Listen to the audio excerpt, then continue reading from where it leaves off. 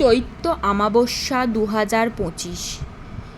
চৈত্র অমাবস্যা তিথি শুরু হচ্ছে 28শে মার্চ শুক্রবার সন্ধ্যা 7:55 থেকে। অমাবস্যা শেষ হবে 29শে মার্চ অর্থাৎ শনিবার বিকেল 4:27। চৈত্র অমাবস্যা শনিবার দিন পড়ার কারণে এই অমাবস্যার নাম শনিশ্চরী অমাবস্যা। চৈত্র অমাবস্যার দিন অবশ্যই মা কালীর আরাধনা করুন।